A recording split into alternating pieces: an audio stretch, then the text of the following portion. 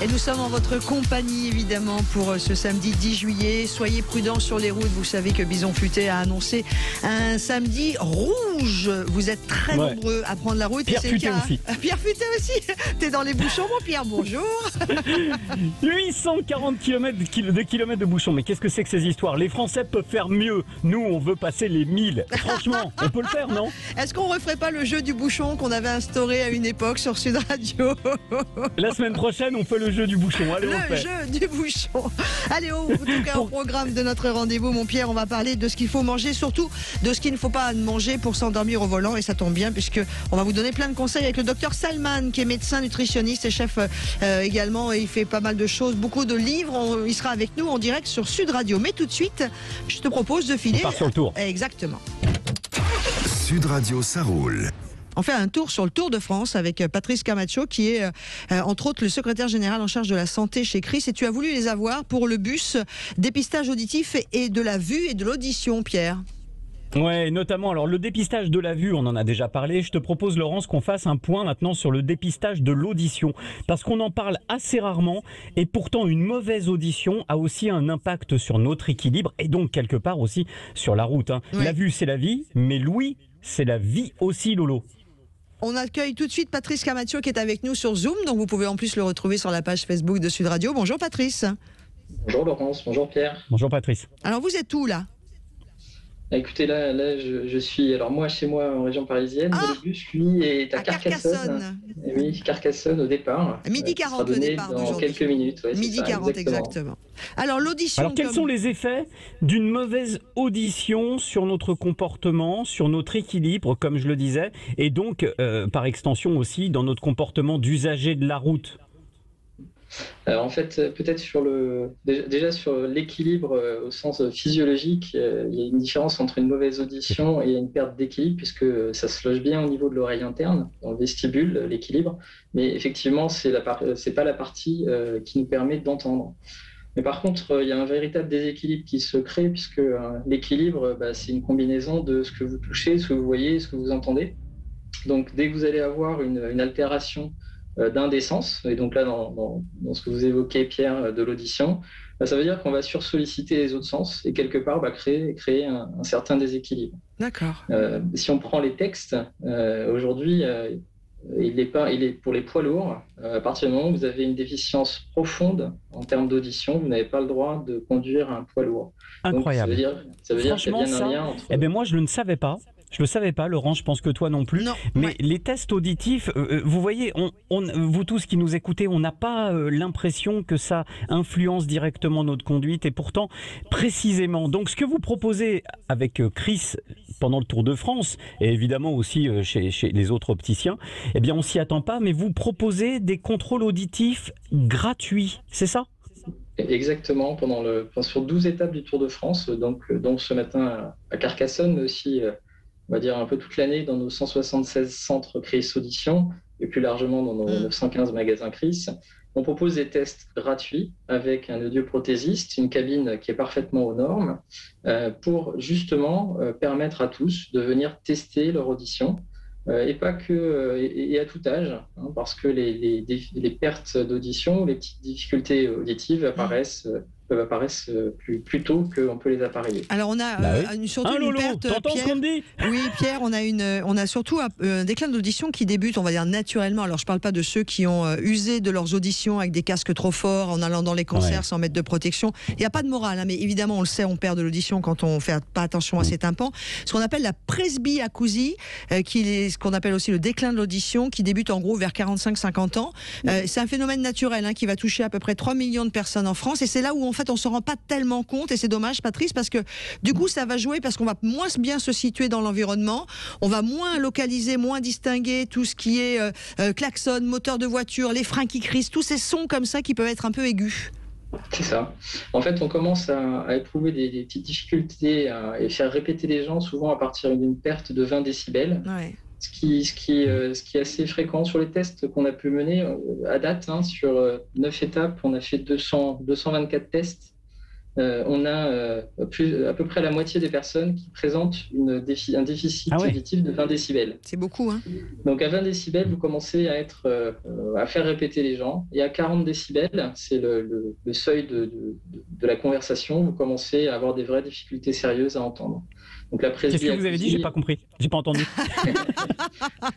Écoutez, si vous êtes très proche de Carcassonne, vous pouvez passer nous voir. Mais alors, ceci étant dit, on va juste, parce que là, si on n'est pas sur le Tour de France, on est d'accord, Patrice Camacho, qu'on peut aller chez l'un de vos opticiens, Chris, ou un autre qui fait aussi, ou tous les spécialistes de l'audition, on peut y aller, quoi. Faut pas hésiter. Audioprothésistes, ORL et même généralistes qui sont très sensibilisés à la perte d'audition, aux conséquences. Et surtout au fait que ça se traite aujourd'hui. Parce qu'on sait très bien que, Pierre, il y a des conséquences sur la route, ça c'est une évidence, mais il y a les conséquences aussi sur la vie sociale. Et quand on commence à plus entendre les gens, on s'enferme.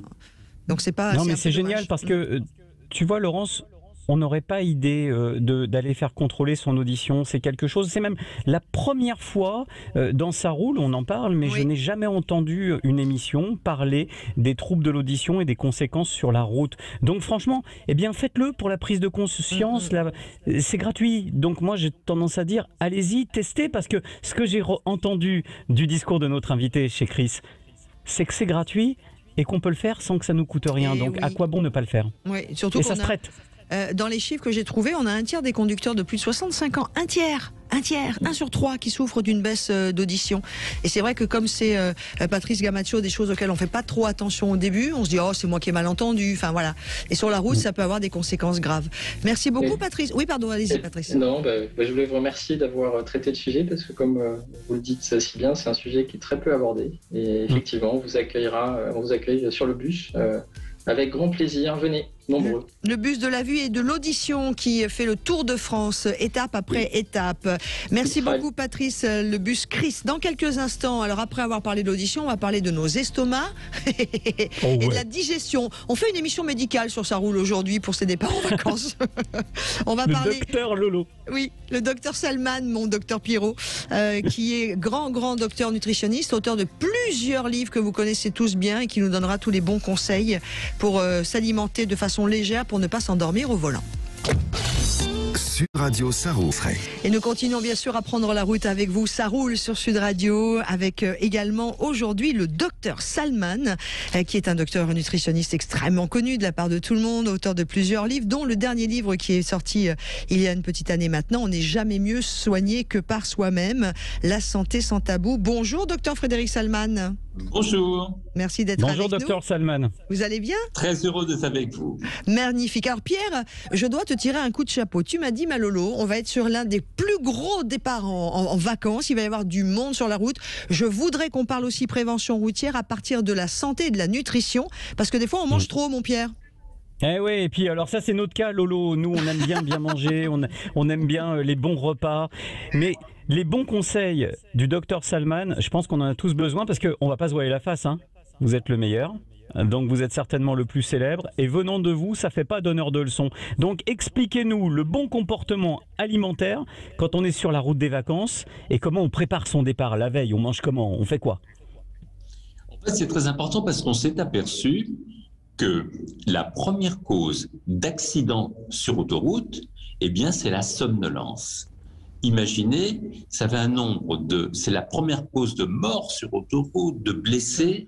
Donc, qu'est-ce qu'on peut faire? Alors, tout le monde connaît les effets de l'alcool, mais c'est pas là qu'on a travaillé. En définitive, on a pu faire une étude absolument exceptionnelle pour essayer de comprendre cette somnolence, et ça a duré pendant 3 ans. Et on a eu le concours de Assurance Prévention, qui est l'association de tous les assureurs français. Ouais. En fait, on a remarqué que premier point, c'est avant de prendre la route. Vous prenez un repas lourd, eh bien, composé, c'est pas un repas de communion, c'est simplement, par exemple, un repas, vous allez prendre en entrée des charcuteries, après une viande en sauce avec des frites et un moelleux au chocolat avec un soda. Là, eh bien, vous allez un peu de mayonnaise. Somnoler. Vous allez piquer du nez, vous allez somnoler au volant, et les distances de freinage vont considérablement augmenter.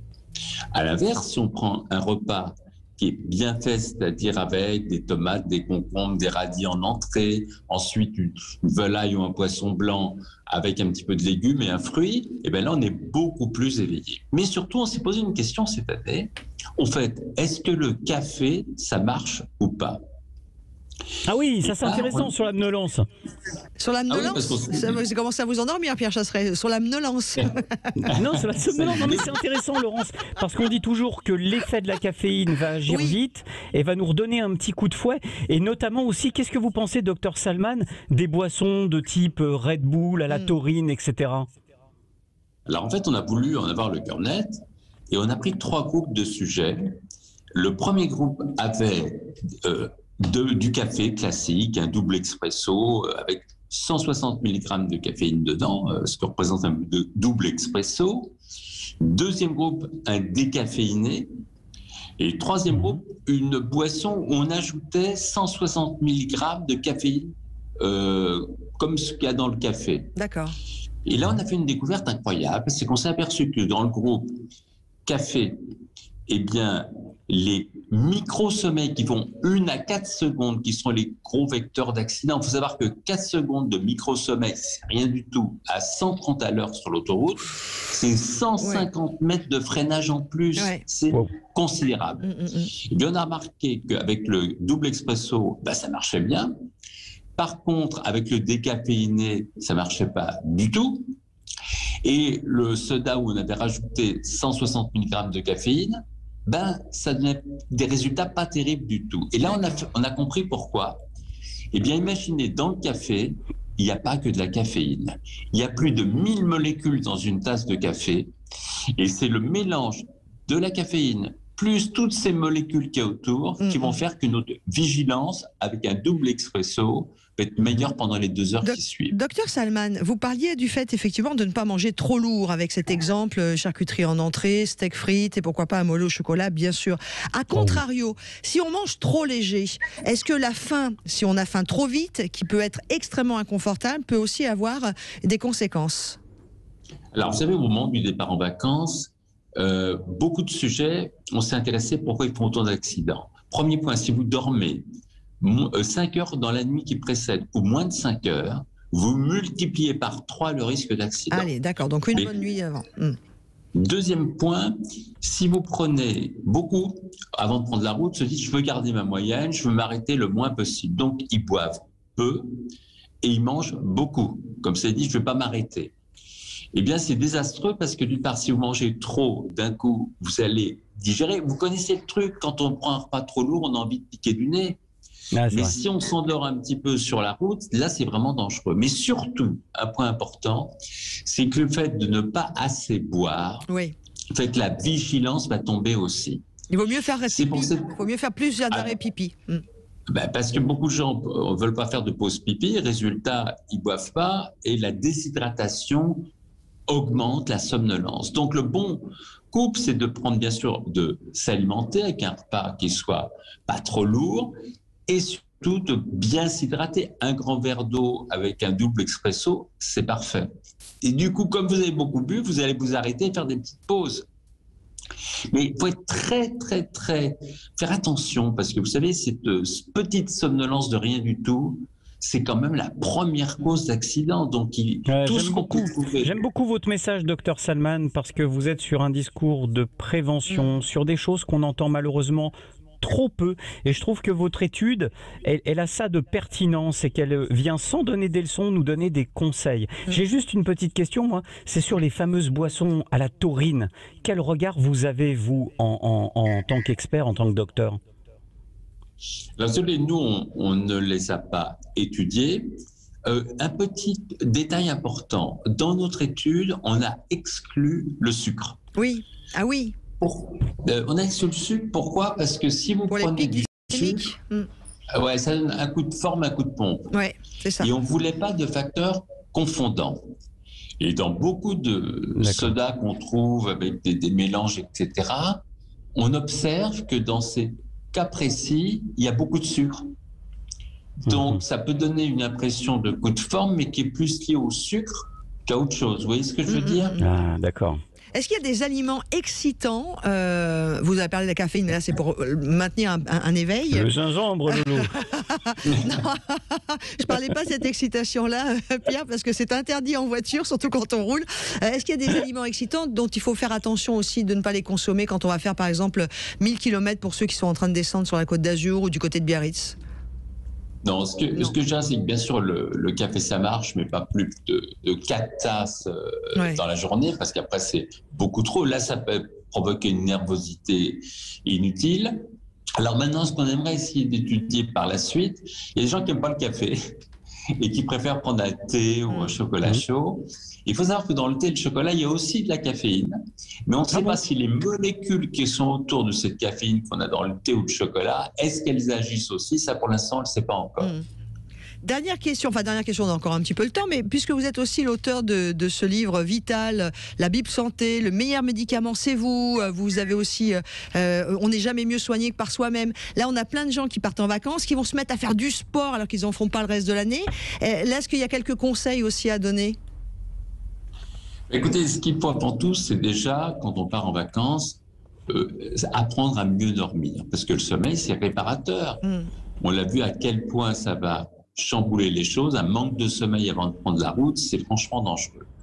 Deuxième point, ce qu'il faut aussi garder en éveil, c'est de faire du sport. C'est formidable parce que quand on fait de l'exercice, vous savez, 30 minutes d'exercice physique par jour sans s'arrêter baisse de 40% cancer, Alzheimer, maladie cardiovasculaire. C'est considérable. Donc prendre des bonnes habitudes qu'on va garder toute l'année. Je préfère cela à se dire je vais faire des heures et des heures de sport et puis une fois que je rentrerai à la maison, je me laisserai aller. Pierre, pour conclure? Qu'on est protégé. Moi, je trouvais ces conseils vraiment remarquables parce qu'encore une fois, vous êtes dans un rôle de prévention. Donc, félicitations à vous. J'ai un dernier petit mot. Le repas à la cycliste avant de prendre la route, c'est-à-dire qu'on va... Ah, on va vous retrouver plus tard, Pierrot, puisqu'on vous a perdu a priori, Pierre. Oui, on a perdu Pierre. A priori, il y a un petit problème de liaison. Sans doute qu'il est sur une des belles étapes du Tour de France. 12h40, départ de cette étape de Carcassonne. En tout cas, merci beaucoup au docteur Frédéric Salman qui a été notre invité aujourd'hui. On n'est jamais mieux soigné que par soi-même. Et il y a beaucoup d'autres livres. Vital du docteur Salman, le meilleur médicament c'est vous. Allez-y, n'hésitez pas à vous le lire par exemple cet été. Quant à nous, on vous donne rendez-vous samedi prochain. Merci à Maxou d'avoir été notre réalisateur aujourd'hui. Ah, on a retrouvé Pierre. Et à Zach d'avoir été notre standardiste. Mon Pierre, on t'avait perdu. Un mot pour conclure. Bisous, bisous. Une petite coupure micro. Ouais, je voulais poser une question sur les pâtes. Je voulais savoir si c'était une bonne idée de faire un grand bol de pâtes à la cycliste. Mais malheureusement, le micro a coupé. Eh ben, on aura peut-être la réponse la semaine prochaine ou cet après-midi avec nos sportifs. Bisous, Pierre. Bon week-end. Allez, bonne route à tous. Soyez prudents. Voilà, bonne route et prenez le temps d'arriver en vacances.